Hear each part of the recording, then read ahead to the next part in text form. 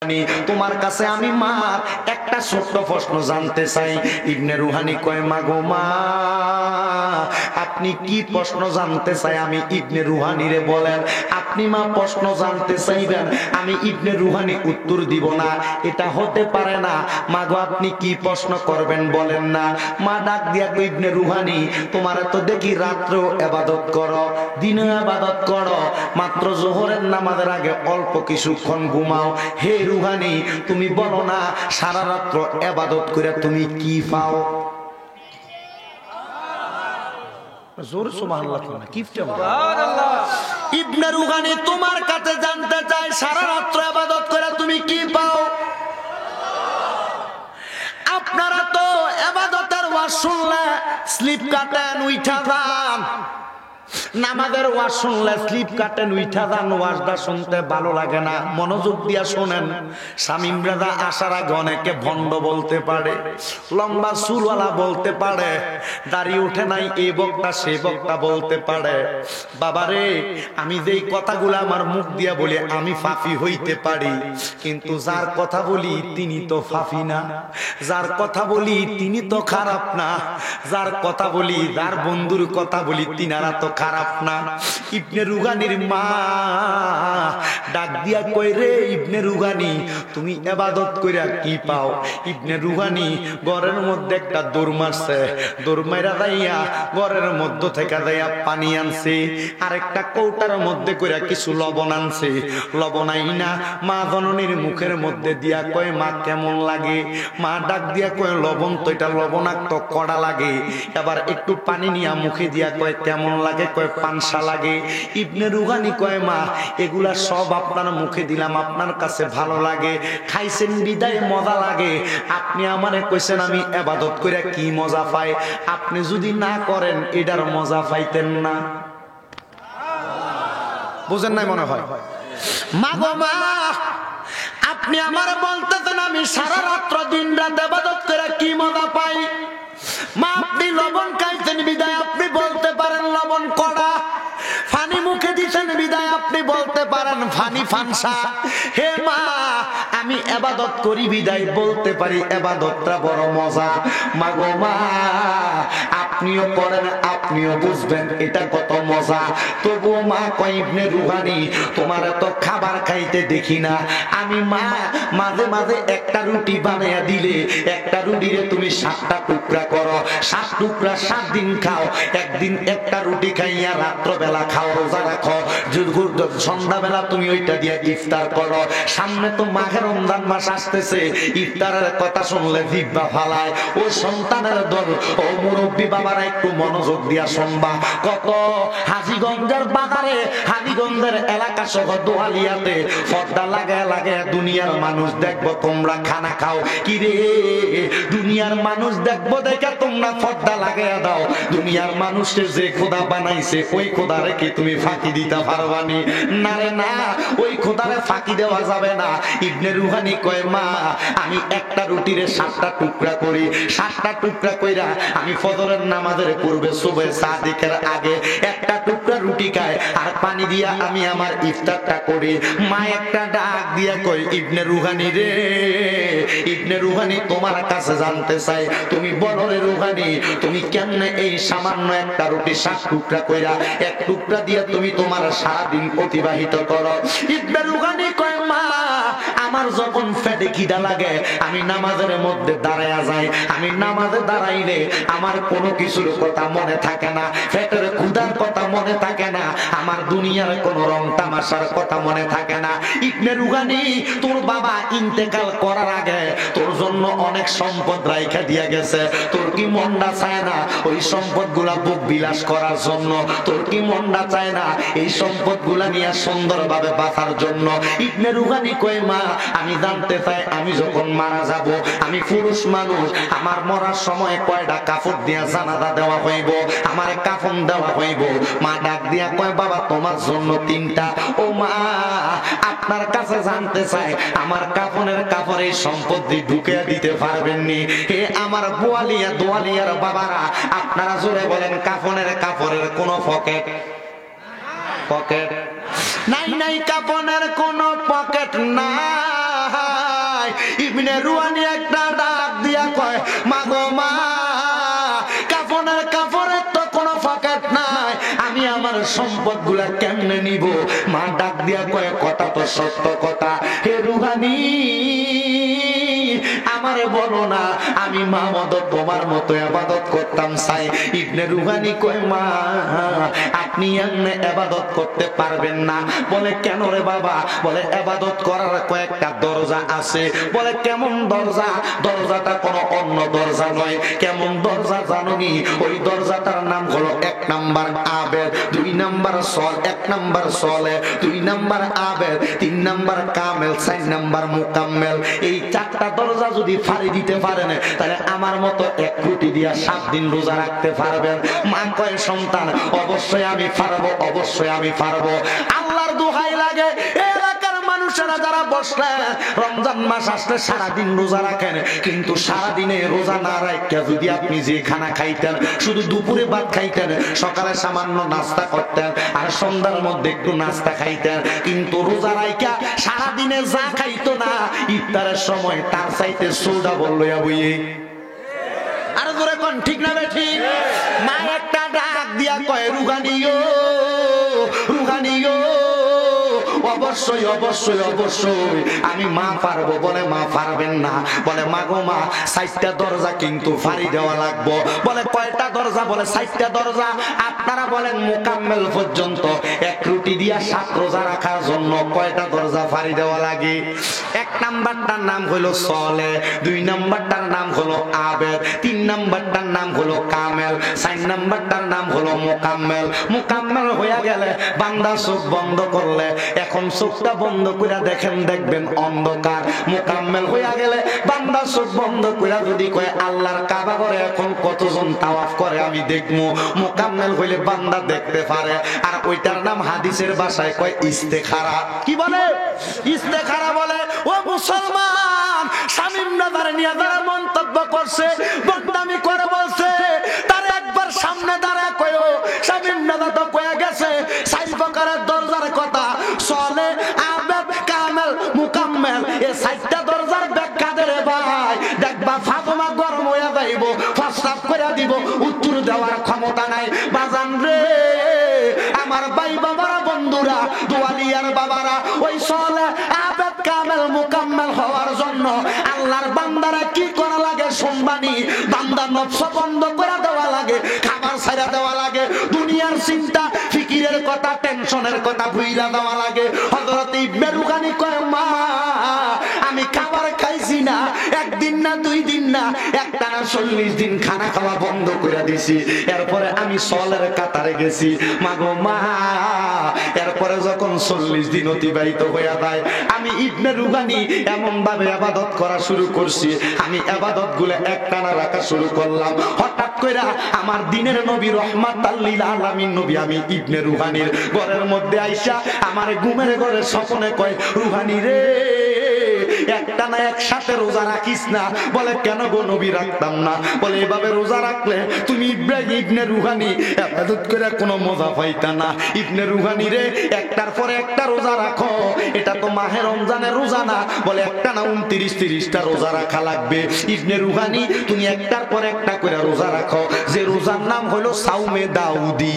সাউমে জিগাইয়ান back করলে রে যে কইছো যে বন্ধ সাউমে দাউদি কারে কয়? ওই দেখতে না জিগাইয়ান যে বলে আল্লাহ পাক রব্বুল আলামিনের প্রিয় হওয়ার জন্য 7 দরজা অতিক্রম করা লাগে, এই 7 দরজা কারে কয় বুঝাও। আল্লাহর নবী ঘুমের ঘরে স্বপ্নে কয় এমন ভাবে রোজা রাখবে ইবনে রুহানি যেটার নাম সাউমে দাউদি। বলে হুজুর সাউমে দাউদি কারে কয় জানতে বড় ইচ্ছা হয়। আল্লাহর নবী হযরতে দাউদ আলাইহিস সালাতু ওয়াস সালাম একটানা রোজা রাখতে লাগলেন। আল্লাহ পাক কয় দাউদ তুমি তো আমার বন্ধু, তুমি যদি একটানা রোজা রাখো শরীর দুর্বল হবে। দাউদ তুমি একটানা রোজা না রাখো, আজকে একটা রাখো, আগামীকাল রাখো না, এরপরের দিন একটা রাখো, এরপরের দিন রাখো না, এরপরের দিন একটা রাখো, এরপরের দিন রাখো না। দাউদ নবী সারা বছর রোজা রাখতেন, তবে একটার পর একটা, একটার পর একটা, একটার পর একটা রোজা রাখতেন। হযরতে দাউদ নবী ডাক দিয়া কয় আল্লাহ অবশ্যই মানলাম, কোনো অসুবিধা নাই। ইবনে রুহানি কয় মদিনার নবী যখন যখন আমার ঘুমের ঘরে স্বপ্নে একদিনের পর একদিন রোজা রাখার কথা বললেন, আমিও রোজা রাখলাম। কিন্তু জানেননি, আমি যখন রোজা রাখলাম, আমি রোজা রাখতে রাখতে এর আগে একটানা রাখছে 40 দিন। কয়দিন রাখছিল? এর আগে একটানা রাখছে 40 দিন। 40 দিন রাখার পরে হয়েছে সলে। কি হয়েছে? সলের পরে কি আবেদ কইছিল কে জানি? আবেদ কি? সলের পরে আবেদ কয়, আমি যখন একদিন পর একদিন রোজা রাখা শুরু করলাম, আমার উপাধি হয়ে গেল আবেদ। কিন্তু আমি ইবনে রুহানি যখন ইবাদত করতাম, একদিন রোজা রাখতাম, একদিন রাখতাম না। তবে যেদিন রোজা রাখতাম এদিন আমি ইবাদত করতাম, যেদিন রোজা রাখতাম না সারা দিন আমি নামাজ আদায় করতাম, সারা রাত্র নামাজ আদায় করতাম। আমার শরীরটা দুর্বল হইতো, আমি ঘুমাইতাম না, মাত্র 3 ঘন্টা ঘুমাইতাম। আমি ইবনে রুহানি যখন এমন অভ্যাস করে ফেললাম, আমি তো রোজা রাইখা খাবার জোগাড় করার সময় পাইতাম না। বাজানো আমি ইবনে রুহানি এবার যখন আমার পেটে খিদা লাগতো, খাবারের জন্য কার কাছে যাইয়া চাইবো? আল্লাহ যারা আবেদ বান্দা তারা কোনোদিন কারোর কাছ থেকে খুঁজা খায় না। কথা বুঝেন? আল্লাহ যারা আবেদ বান্দা তারা কোনোদিন কারোর কাছে খুঁজা খায় না। কিন্তু আপনার বাড়ির সামনে ফকিরাইয়া ভিক্ষা চাওয়ার আগে হুক মাওলা কইয়া ডাক মারে। ওমা কথা কই না। ঘরে ঢুকার আগে, বাড়িতে ঢুকার আগে আল্লাহ লা ইলাহা ইল্লাল্লাহ মাগো কোন ভিক্ষা। কথা কই না? আসে না? আসে না? আল্লাহর যারা আবেদ বান্দা তারা কারোর কাছে চায় না, কারণ তারা জানে মামলাগুল মাওলা ফালাগুল কুল, যে আল্লাহর হইয়া যায় সারা জগৎ তার হইয়া যায়। লা ইলাহা ইল্লাল্লাহ পুরা উচ্চারণ না কইরা মাগো দুইটা ভিক্ষা দেন, এগুলা ভিক্ষুকের স্বভাব, আবেদের স্বভাব না। আবেদ ছায়া খায় না। উনি ডাক দিয়া কয়, আমি যখন সলে থেকে আবেদের দরজায় গেছি, আমি 2 রাকাত নামাজ পড়তাম যখনই আমার পেটে খিদা লাগতো। বন্ধুরে, 2 রাকাত নামাজ পড়ার পরে আমি যখন আসসালামু আলাইকুম ওয়া রাহমাতুল্লাহ বইলা ডান দিকে সালাম ফিরাইতাম, আসসালামু আলাইকুম ওয়া রাহমাতুল্লাহ বইলা বাম দিকে সালাম ফিরাইতাম, আমি বাম দিকে সালাম ফিরাইয়া দেখতাম আমার বাম দিকে একটা আলাদা থালার মধ্যে কেমন জানি খাবার রেডি হইয়া রইছে। আমি খাবারগুলা খাইতাম, আল্লাহর কসম খাবারগুলা খাইয়া আমি একবার আমার মুখে কইতাম আলহামদুলিল্লাহ। আলহামদুলিল্লাহ বলতে দেরি আমার পেটের ক্ষুধা নিবারণ হইতে দেরি না। ওই আল্লাহর শুকরিয়া আদায় কইরা আমি আল্লাহর বান্দা 2 রাকাত নামাজ আদায় করতাম। নামাজটা আদায় কইরা আমি আমার আল্লাহর প্রশংসা যখন করতাম, আল্লাহর প্রশংসা করার পরে আমি দেখতাম বাম দিকে সালাম ফিরাইয়া আবার খাবারের থালাটা কোথায় জানি চলে গেছে। এটা হইল আমার আবেদের দরজা। এবার আমি গেলাম কামেলের দরজার মধ্যে। কামেলের দরজায় যাওয়ার পরে আমার মনের মধ্যে জানতে বড় ইচ্ছা পাইল, আল্লাহ গো আমি যে খাবারগুলা পাই এই খাবারগুলা আমি কোন জায়গায় পাইলাম। এবার আল্লাহর বান্দাটা নামাজ আদায় করে চক্ষু বন্ধ করে মুরাকাবা করে। জিগাইও মুরাকাবা কারে কয়? ফায়দমা করো। মুরাকাবা করতাম। হুজুর কেমন ভাবে মুরাকাবা? বলে মুরাকাবা ওইটারে বলে চক্ষু বন্ধ কইরা আল্লাহর কাছে অনেক কিছু চাওয়ার জন্য চেষ্টা করলে আমার আল্লাহ পাক বান্দারে ওই সব দেখাইয়া দেয়, ওইটার নাম মুরাকাবা। আমি যখন মুরাকাবা করলাম, আমি জিজ্ঞাসা করলাম, মনি ও দয়াল আল্লাহ এই খাবারগুলা কোথা থেকে আসে আপনি বলেন না? আপনি তো 10 টাকা 5 টাকা কইরা ইনকাম করতে করতে 1000 টাকা, লক্ষ টাকা, কোটি টাকার বাড়ি বানাইয়া ফেললাম, এগুলা কোথা থেকে আসলো? একটাবার তো চিন্তা করলেন না, চিন্তা করলেন না। বন্ধুরে, ইবনে রুহানি চিন্তা করে আর ডাক দিয়া কয়, আল্লাহ ও আল্লাহ আমার তো সম্পদ দিছেন, আজ অবশ্যই কথা সত্য, কিন্তু যে খাবারগুলা নামাজ পড়ার পরে দেখি আমার ঘরে তো কোনো মানুষ দেখি না, আমার খাবারগুলা কে দেয়? আল্লাহর পক্ষ থেকে আওয়াজ আসে, ইবনে রুহানি রে তোমার খাবারগুলা আল্লাহর কুদরতের খানা। ও আল্লাহ, কুদরতের খানা বুঝতে পারলাম, কিন্তু এই খাবারগুলা আসে কোথা থেকে? ইবনে রুহানি তুমি দুনিয়াতে থাইকা জান্নাতের খানা খাও, জান্নাতের খানা। জান্নাতের খানা মানুষ তখন খায় যখন মানুষ আবেদ থেকে কামেল হইয়া যায়।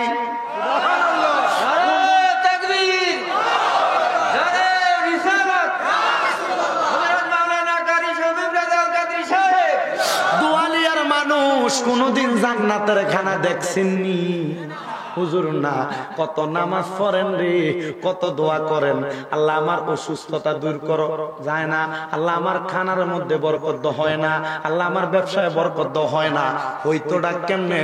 আপনার খাবারে, আপনার টাকায়, আপনার পয়সায় তো হারামের অভাব নাই বাজান রে। ও আমার দোয়ালিয়া এলাকার ভাই বাবারা, বন্ধুরা, পর্দার অন্তরালের মা বোনেরা, ওই ব্যক্তিকে ডাক দিয়ে কয় তোমার খাবারটা জান্নাতের খাবার। এবার পর্দা গেল কয়টা? তিনটা। সলে গেল, আবেদ গেল, কামেল গেল। এবার উনি ডাক দিয়া কয় আমি যখন ইবাদত করতে করতে কামেল হয়ে গেলাম, কামেল হওয়ার পরে আমার মনের মধ্যে বড় চিন্তা জাগলো। চিন্তাটা অন্য কোনো চিন্তা নয়, আমার মনের মধ্যে আমি একবার দুইবার করতে করতে আল্লাহর কাছে বললাম, আল্লাহ আমার খানা তো দেন জান্নাত থেকে। বুঝতে পারলাম এই খাবারগুলা খাওয়ার পরে আমার পেটের মধ্যে আর কোনো খিদা থাকে না। ও আল্লাহ, আমার তো মনটা বড় ইচ্ছা করে আমার মা বেঁচে আছে, আমার মারে আমার মতো বানাইতাম। বলে পারবে না। বলে কেন? বলে পুরুষ মানুষের ইবাদতের সক্ষমতা বেশি, মহিলা মানুষের ইবাদতের সক্ষমতা কম। কিন্তু পুরুষ মানুষ সক্ষমতা বেশি থাকার পরেও কম করে, মহিলারা সক্ষমতা বেশি কম থাকার পরে ইবাদত বেশি করে। হে আমার দোয়ালিয়া এলাকার মা বোনেরা, যারা মাইকের আওয়াজ শুনতেছেন, আপনাদের তো ক্ষমতা নাই, কিন্তু আপনারা ইবাদত করতে পারেন, ধৈর্য বেশি আছে। বন্ধুরে, উনি ডাক দিয়া কয় আল্লাহর দরবারে, আল্লাহ পাক রব্বুল আলামিন আপনি আমাদেরকে বলেন না এত সম্পদ এত পাওয়ার দিবেন, আমার আব্বাটা যে কবরে গেছে, আমার আব্বাটা কবরে কেমন আছে আমি হযরতে ইবনে রুহানির জানতে বড় ইচ্ছা হয়। কোন লাগাইছি নি ফেস কবরে বাপ গেছে দেখবো কেমনে? ডাক দিয়া ইবনে রুহানি, ওই কবরের মধ্যে মানুষ আছে কেমন আছে এটা জানার জন্য মানুষকে মুকাম্মেল হওয়া লাগে। আল্লাহ মুকাম্মেল কি বুঝলাম না, কামেল মানি বুঝলাম পরিপূর্ণ, মুকাম্মেল মানি কেমন এটা একটু বলেন না। আমার আল্লাহর দরবার থেকে আওয়াজ আসে মুকাম্মেল মানি হইল পরিপূর্ণর চাইতে পরিপূর্ণ। রাব্বুল আলামিন আল্লাহ পরিপূর্ণর চাইতে পরিপূর্ণ কি বুঝতে পারলাম না। আমার মদিনার কামলিওয়ালা দয়াল নবী রহমাতাল লিল আলামিন নবী আমার হাদিস শরীফের মধ্যে কয় মুকাম্মেল বমানা বিসালিহিন বিহাবিদিন বিহাবিদিনিল কামিলিন। এমন তিনটা মানুষ যার মধ্যে সলে মানে নেক কাজ আছে, যার মধ্যে আবেদ বেশি ইবাদত আছে, যার মাঝে কামেল, এই সব কিছু নিয়ে একটা জিনিস গঠিত হয়ে মুকাম্মেল। ইবনে রুহানি, তুমি যদি তোমার বাবা কবরে কেমন আছে দেখতে চাও, জানতে চাও, অন্য কোনো কিছু করা লাগবে না, তুমি একটা কাজই করো। বলে কাজটা কি? বলে তোমার আমার আল্লাহর আদেশ মোতাবেক ইবাদত করা লাগবে। আদেশ মোতাবেক ইবাদত রাখি, কই অন্য কোনো ইবাদত নয়, ওই ইবাদতের নাম হইল ওয়া মিনাল লাইলি ফাতাহাজ্জাত বিহি নাফিলাতাল লাকা আসা আইয়াবাসাকা রাব্বুকা মাকাবাম মাহমুদা। আমার ভাইয়েরা বাবারা, আমার নবী ডাকে আমার আল্লাহ নবীরে বলে, নবী গো আপনি রাতের কিছু অংশে তাহাজ্জুদের নামাজ আদায় করেন। কেন? নাফিলাতাল লাকা আসা, এটা আপনার জন্য খাস করে দেওয়া হয়েছে। আপনি যদি তাহাজ্জুদের নামাজ আদায় করেন, অতি সত্বর আপনাকে মাকামে মাহমুদ দেওয়া হবে। আমার নবী কয় আল্লাহ মাকামে মাহমুদ যদি আমি নবীকে দেওয়া হয়, আমার উম্মত যদি তাহাজ্জুদের নামাজ পড়ে, আমার উম্মতরে কি দিবা? আমার আল্লাহ ওয়াদা করে নবী আপনার উম্মত যা চাইব তা দেওয়া হইব। এবার হযরতে ইবনে রুহানির দয়াল নবী ঘুমের ঘরে স্বপ্নে শিখিয়ে দেয়, রুহানি তুমি তাহাজ্জুদ পড়ো, তোমার বাবার খবর জানতে পারবা। হযরত ইবনে রুহানি তাহাজ্জুদের নামাজ পড়া আমার আল্লাহর দরবারে চোখের পানি ফালায়া ফালায়া কান্দে, কানতে কানতে রে সুবহে সাদেকের সময় হয়ে গেছে, মানে ফজরের নামাজের আগবর্তী সময় হয়ে গেছে। ইবনে রুহানি আমার আল্লাহর কাছে বাবার খবর জানতে চাই বইলা বইলা কান্দে। এমন টাইমে নামাজটা পড়া আল্লাহর কাছে বারবার দোয়া করে ইবনে রুহানি। নামাজের মুসল্লাটার মধ্যে ইবনে রুহানি হঠাৎ করে যখন ঘুমায়া যায়, ঘুমের ঘরে হঠাৎ করে দেখতাছে একজন ব্যক্তি দয় ইবনে রুহানির ঘরের মধ্যে আইসা ইবনে রুহানির মাথাটার মধ্যে হাতটা বুলিয়া দেয়, ডাক দিয়া কই রুহানি, ও রুহানি তুমি এখনো ঘুমাইয়া রইছ? আমি বাবা তোমার ডাকি, তুমি কি একবার আমাকে দেখবা না? উনি আবার মাথাটা তোলে। উনি মাথাটা তোলার পরে দেখতেছেন যে লোকটা তার ঘরে, ওনার শরীরের আলো দ্বারা তার ঘরটা অন্ধকার থেকে আলোকিত হয়ে গেছে। জিজ্ঞাসা করে, কে গো, আপনার পরিচয়টা কি? আপনি কি আপনার পরিচয়টা দিবেন না? বলে, তুমি আমার চিনো না? ও রুহানি, আমি তোমার বাবা। বাবা, আপনি যদি আমার বাবাই হন, আপনার চেহারাটা কেন আমি দেখতে পাই না? উনি আবার মুখটা তুলছে, তোলার পরে দেখতেছে সুন্দর নুরানি চেহারা দেখা যায়। ইবনে রুহানি ডাক দিয়ে কয়, বাবা, ও বাবা, আপনি না কবরে, আপনার সঙ্গে কবরে কেমন আচরণ করা হয় গো? এবার বাবা ডাক দিয়া কয়, রুহানি, তুমি এমন ইবাদত করো, তোমার ইবাদতের বদলতে আমার আল্লাহ আমি আব্বার কবরটারে নাজাতের ফয়সালা কইরা দিছি। আমি আব্বা জান কোন খাবার চাইতে দেরি হয় রে, আমার আল্লাহ আমি ইবনে রুহানির বাবার কবরে দিতে দেরি হয় না। ইবনে রুহানি কই, আব্বা জান আপনি বলেন না, আপনি বলেন না, আপনি কবরের মধ্যে কোন জায়গার মধ্যে কিভাবে বসবাস করেন? আব্বা ডাক দিয়া কয়, রে রুহানি, ও রুহানি, আমি বাবা যে ঘরে থাকি ওই ঘরের দরজার মধ্যে কমপক্ষে 70 জন নূরের ফেরেশতা দাঁড়ায়া থাকে। আমি বাবা যখন ঘর থেকে বাইরে হইয়া যাই, আমি বাবার ডাইনে 70 জন, বামে 70 জন, সামনে 70 জন, পিছনে 70 জন রহমতের ফেরেশতা আমি বাবারে পাহারা দেয়। আব্বা জান কেন পাহারা দেয় জানতে চাই। ইবনে রুহানি, তুমি সালেহ, তুমি আবেদ, তুমি কামেল, তুমি মুকাম্মেল। তোমার বাবা যে এত সম্পদ দুনিয়াতে রাইখা চলে আসছে, তোমার কি মনটা চায় না ওই সম্পদের মধ্যে একবার তোমার ভোগ বিলাস করতে? ইবনে রুহানি কয়, বাবা, ও বাবা, আমি তো জানি না আপনার কোন জায়গায় কোন সম্পদ আছে।